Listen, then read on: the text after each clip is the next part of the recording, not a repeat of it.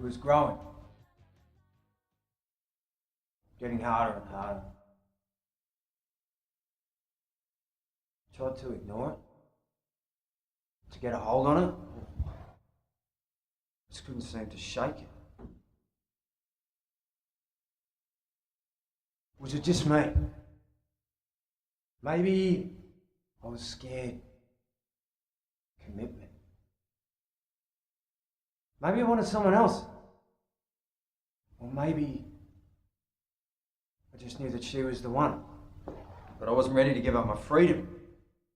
My right as a young man to be single. To be footloose and fancy free. All my friends are doing it. Settling down, that is. I thought that was it for a long time. I didn't want to settle down. This isn't a new thought for me. I've been in and out of relationships all my life. I've had some really good ones. I've had my fair share of bad ones. I've somehow managed to come out the other end unscathed. I've even managed to stay Facebook friends with most of them.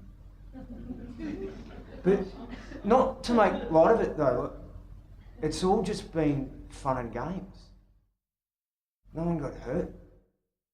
Well, of course there was initial hurt, but long term, on looking back, we all knew we weren't meant for each other and things reached their natural conclusion. Easy. But somewhere along the lines it gets planted in your head that you have to settle down, that the clock is ticking, and if you don't find the one soon, you may never find it at all. And that can be a very powerful and fucking scary thing. This imaginary clock with an alarm somewhere that could go off at any stage to signal that, sorry, your time is up and you're going to spend the rest of your life alone. What is the one, anyway? How many people actually find the one? Most people I know in serious relationships seem happy enough. Get along well with their partners, cruise from day to day and plan their lives together. But if that's what it is to have found the one, I've found it many times. Great people to hang out with, have a laugh, fight, have a make-up. That can't be finding the one. That's settling for something that's comfortable, easy. Something that doesn't challenge you because you were scared of that alarm going off. I mean, you may live very happy lives together, but is it a joy every single day? Are you constantly challenged and in awe of the person? When you're at work, do you get this nervous, joyous gut churn like you've got a new something special waiting for you at home? You catch yourself, you realise you do. The love of your life. The one. And they're waiting for you. How many people do you think have had that? Or have that? Better be out there at the movies with a lot to answer for. Because that's what I want. And I know I might never get it and end up a very sad and lonely man, but I don't care. Because I want the best. And to get the best, you have to take risks. And when taking risks, there is a certain element of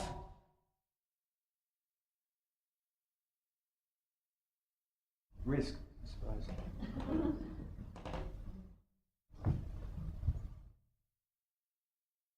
I thought I had it this time. It started out great. I suppose it always does, but this was different.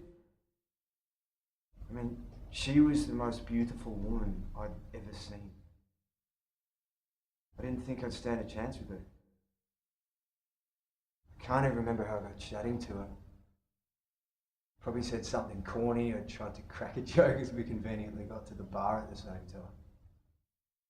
All I remember is that we talked and talked about nothing and everything. It was amazing. I gave her my number and I waited 2 long weeks that it took for her to call me back. I seriously didn't think she was going to call. I've heard that 4 days says you're not keen, but 2 weeks is taking a bit of fun. We caught up the next day for lunch and things went from strength to strength and it was great. And not just great, but great. I remember we would pash, like really pash, like teenagers at an underage disco. The world around us didn't exist. It's cliche, I know, but it was true. Obviously that doesn't last forever. In recent times I've struggled to look her in the eyes. Oh, that's great, babe. Yeah, I'm loving it. Yeah, I love you too. Yeah, you know exactly what I like. Yeah, it feels amazing. Yeah, of course I'm going to come. And then she came up for air and she gave me a big tongues and all kiss. But see, in the old days that kiss wouldn't have bothered me, it would have been sexy. But this time I thought, hang on a second, you've just been sucking my cock. I didn't know if I was going to come. You know, sure it felt great and all, but my mind kept racing. I felt almost guilty, as if I shouldn't be receiving this pleasure, this extremely personal act, because my feelings had changed. But it wasn't the kiss that made me realise it was over. And there's nothing too wrong with having a flash that I inadvertently had my own cock in my mouth. And it wasn't the fact that I wasn't really enjoying the head job and felt as though I probably wouldn't come. See, things had been getting worse for a while. Fun was less and less and the fighting was more frequent. And all the little things started to really annoy me. I used to love the way that she'd get drunk really easily and giggle. I found it so cute. Then it became not so cute. Her silly dancing was unusual. Funny, very sexy. But then it became, why can't you dance normally like that sexy girl over there? The way she used to view the world in her own special way always made me smile. But then it became, will you just come back down to earth? I was sort of almost doing this for her. What I mean is, she knew that things weren't right. The more that things weren't right, the harder she tried to please me. The harder she tried, the more I would push her away. Natural, I guess. So if I didn't say yes to the head job, she would know that something was definitely up. And that would start a conversation that I wasn't ready for and didn't want to have. So what was the defining moment that made me realise it was over?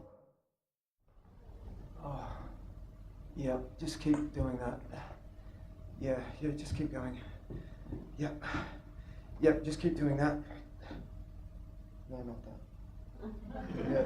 Yeah, keep going. Yeah, okay, keep going. Yeah,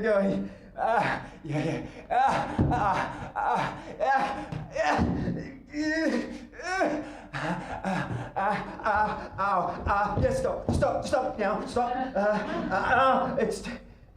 It's just a bit sensitive, babe. It's just really sensitive, that's all. Yeah, of course I have. Can't you tell? What do you mean nothing came out? Yes, I'm sure that I've come. Where are you going? Terry?